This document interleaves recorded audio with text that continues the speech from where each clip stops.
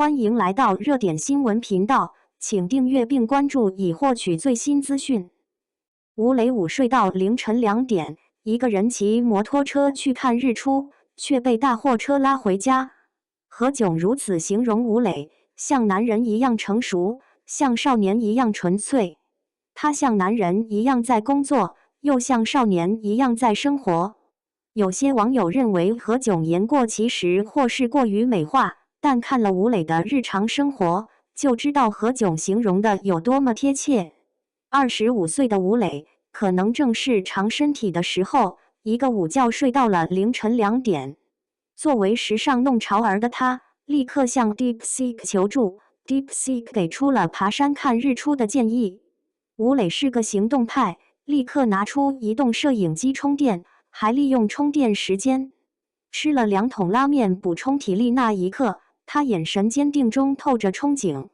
在心爱的摩托车和头盔上分别架好记录仪，打开手机导航，热血少年小飞流，向着北京著名的观日出景点鬼笑石出发。凌晨4点的北京，路上车辆稀少，越往山区挺进，越能感受到风驰电掣的快乐。历经近2个小时，吴磊成功抵达鬼笑石山脚，停好心爱的小摩托。他好像一支利箭射进茫茫山道，划破了大山的寂静与黑暗。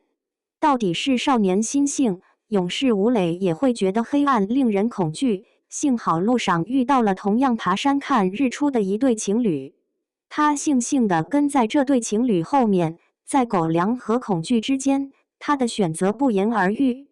当天空微微泛粉，吴磊终于登上了山顶，可惜薄雾弥漫，似乎这是一场他对日出的单向奔赴。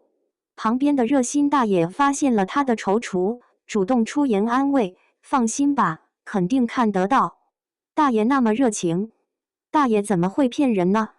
吴磊备受鼓舞，架好了4个机位，就等待着太阳露出庐山真面目。当宛如溏心鸡蛋黄的旭日从云边一跃而起，吴磊努力压抑住了自己内心的狂喜，却一个人完成了可爱的合影。潦草的发型，稀疏的胡茬，一口小白牙，都见证了他的激动。豁出20年资深童星的脸面，吴磊靠着刷脸，向旁边玩延迟摄影的大哥求来了当天日出的全视频。下山的风是甜的，脚步是轻松的，收获是满载的。可是到了山脚下，吴磊燃烧了足足5个小时的血气方刚，终究是显了颓势。他想到还得再花2个小时骑回家，心爱的小摩托都变得沉重。但吴磊这孩子打小脑袋就聪明，他立刻联系了一辆货拉拉，将自己和心爱的小摩托打包运回家。古人诚不欺我，骑行的尽头就是货拉拉。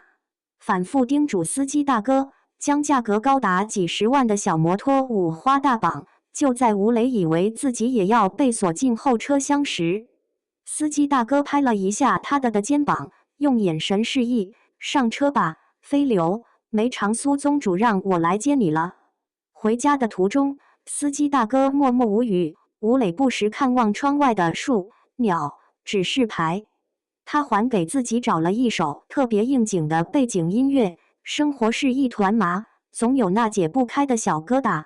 没有刻意的角度，没有精致的妆容，就这么分享记录着自己突发奇想的美。一刻从吴磊的每一个视频中都能感受到他旺盛的生命力。谁的青春不是只有一次？吴磊用自己的热血似乎弥补了很多人的遗憾。